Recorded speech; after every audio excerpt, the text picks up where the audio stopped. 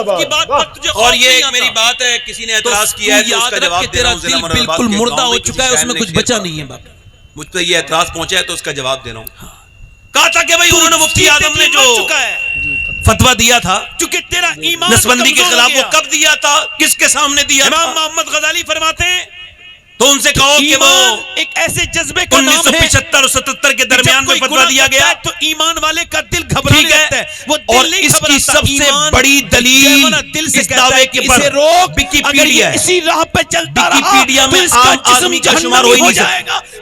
پڑھے لکھے لوگ جانتے ہیں ویکیپیڈیا میں مشہور شخصیات کا ذکر ہوتا ہے.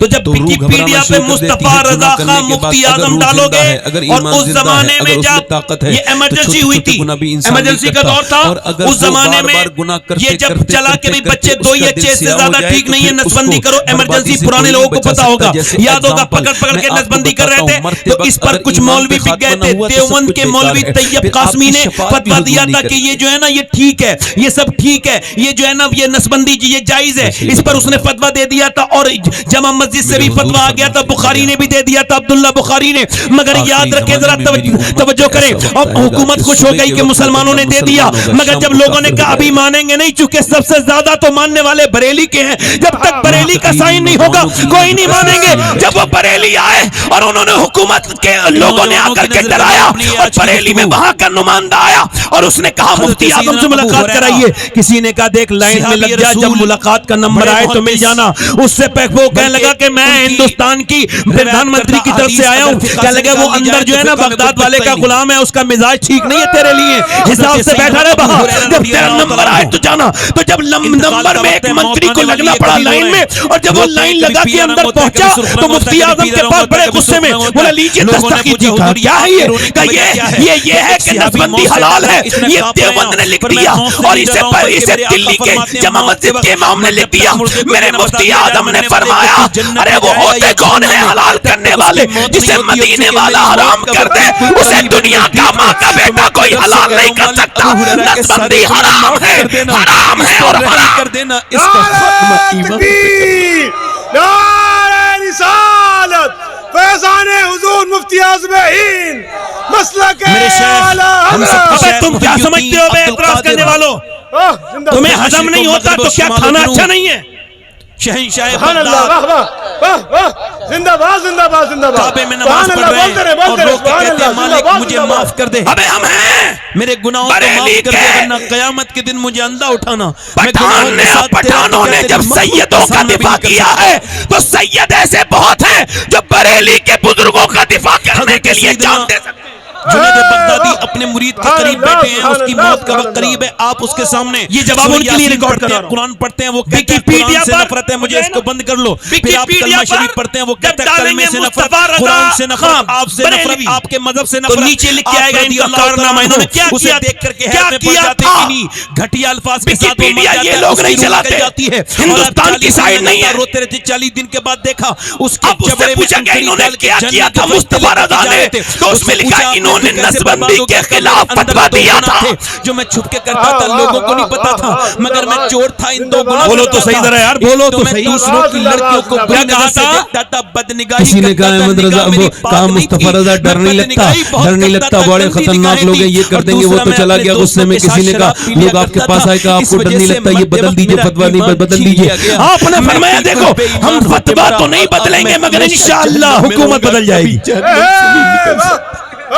زندہ باد، زندہ باد، زندہ باد. کیا دبے جس پہ حمایت کہو پنجا تیرا، شیر کو خطرے میں لاتا نہیں کتا تیرا. میں کہتا ہوں یہ حسد کا چشمہ اتارو تو مفتی اعظم سمجھ میں آ جائیں گے. اعلیٰ حضرت کو سمجھو تو حسد کا نکالو. تم کس کے مرید ہو یہ اس سے کوئی فرق نہیں پڑتا، ایمان بہت مضبوط ہونا مگر مجدد اعلیٰ حضرت ہیں، انہیں ماننا پڑے گا. کہ اس میں گندی ہاں مجدد ہیں، انہیں بھی ماننا پڑے گا. اور سرکار حضور مفتی اعظم 14ویں صدی کے مجدد.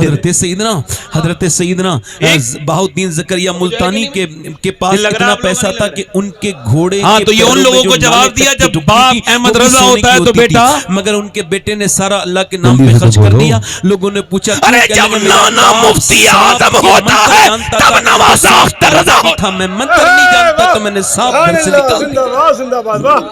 سبحان اللہ سبحان اللہ. انسٹاگرام یہ میں نے ریکارڈ اس وجہ سے کرا ہے کہ وہ لوگوں کو نا دماغ خراب ہو گئے. خدا نہ کرے اللہ نہ وہ یہ کرے سمجھ رہے ہیں کہ اب بریلی کا کوئی حمایت کرنے والا بچہ ہو جائے. ان لوگوں کا ایمان جو 3 گھنٹے کی گھٹیا کہہ نہیں رہے ورنہ بریلی تو ہمارے دل میں لکھی ہوئی ہے.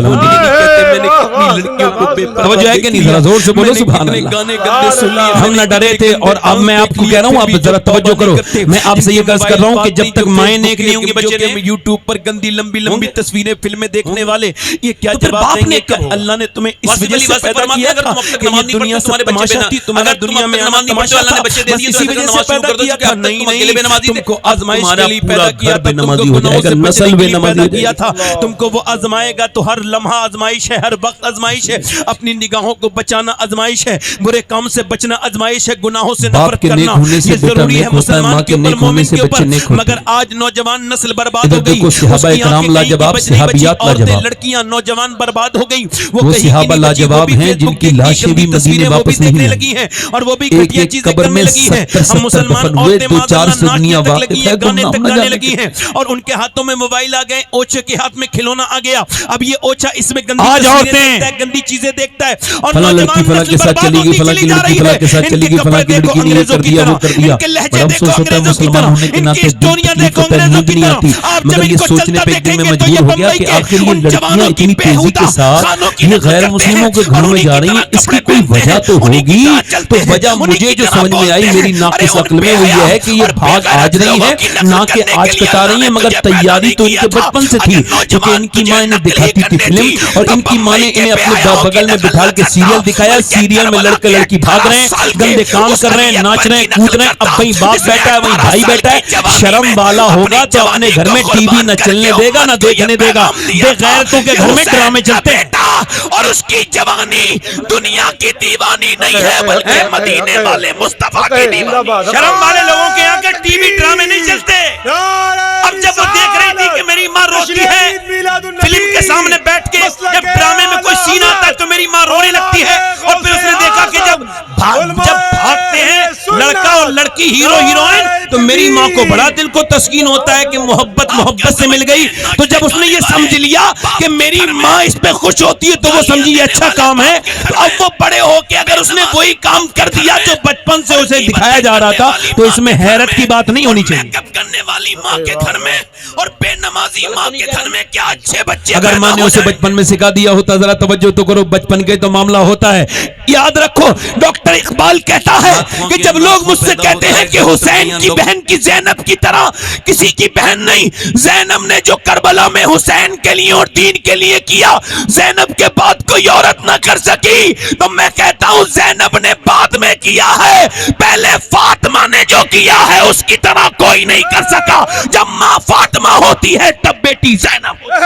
زندہ باد زندہ باد سبحان اللہ, زندہ باد سبحان اللہ سبحان اللہ.